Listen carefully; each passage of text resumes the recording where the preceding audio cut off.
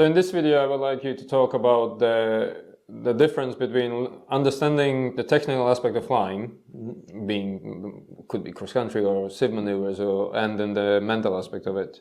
Yeah. To the differences, and then why it's important to work on both at the same time. Yeah. So that's one thing I think that sets us apart from other SIV schools, is that we work on sports psychology and we work on the technical side of things. And we also do a lot with goal setting, the SWOT analysis, so your strengths, weaknesses, opportunities, threats, how to set goals, the SMART method. And you can read a book on the technical side of things, but you won't be able to do it. So, the infinite that we talked about before, it's a fairly technically simple maneuver, but you're going to be lost very quickly. So what's going to make you a better pilot is you need to know the technical stuff to stay safe, but also to be efficient. So it's not all about, like our course isn't all about high G-force stuff and all we really talk about the roll, the pitch, how that relates to flying, thermaling well, controlling rotations, all of that technical stuff you have to master. But you then have to work on your mental game. There's a few things in that to actually be able to do this technical stuff, you have to pass it through the filter of fear and us being humans. And all of that technical stuff is going to go out the window if you're in excessive stress. So through repetition, you gain the situational awareness where you're not going to be excessively stressed. It's the exposure therapy of the first time we do something, we have this big fear curve, and then we do it again and it lessens and lessens, because the thing that our brain is telling is going to kill us, we realise actually it's not going to kill us, and it's actually all right, and actually I can see more, I know how much height I've lost, and then that can be detrimental. Like base jumpers, the first time they got on wingsuits, they flew away from the mountain, and then over a while it's this is boring, and they start to do the terrain sort of stuff, and that's just the fear curve flattening off. So anything you ever do, you have to pass it through a filter of how am I going to react as a human under stress. And then also the whole side of the sports psychology stuff is that you don't have to be a Red Bull X Alps to do sports psychology, and you don't have to master it. What we tell the students about the 9 different mental states, whether it's like cognitive or psychological or the basic stuff just in your self-confidence, your self-talk, that sort of stuff.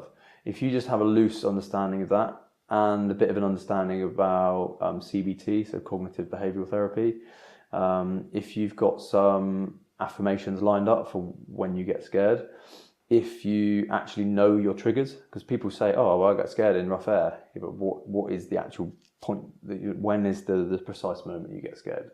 So you need to zone in on those things. You then need to come up with some affirmations, some breathing techniques. It's no good trying to do a breathing technique for the first time when you're under stress. So you need to do that stuff at home. And then we talk a lot about what you can do after the course. So not just the technical stuff, so knocking the energy back and really just going out and playing with your wing, playing with roll, pitch, amplifying the movements, cancelling the movements, trying to see those movements in thermic air to become a more efficient pilot. But what can you do when your feet are on the ground to become a better pilot the next time you're in the air? And weather, studying the weather, the airflow, the sports psychology, getting your affirmations and your breathing techniques right. There's so much literature out there now. Most of it is to do with tennis and golf. It's like fear of hitting a ball wrong, which is ridiculous because they're leading the way in sports psychology. Like we've got a fear of death. So we should be way ahead of ball sports in sports psychology, and it's completely the opposite way around.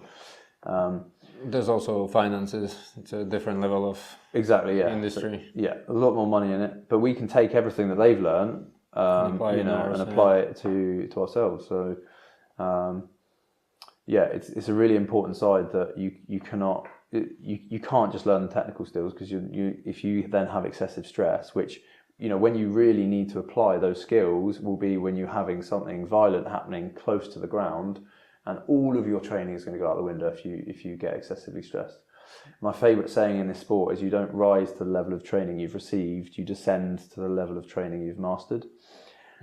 which is why like situation awareness is one of our fundamentals, because everything you've learned is going to go out the window, and your natural instincts are going to kick in if you're under excessive stress. And our natural instincts are like fight, flight, or freeze, and they're pretty detrimental to acting properly. So you have to train both. And we spend so much more time with our feet on the ground than in the air. So we have a lot of time that we can get good at this stuff. It's just not done enough in our sport. Yeah, self-awareness. Yeah. And knowing how to deal with that.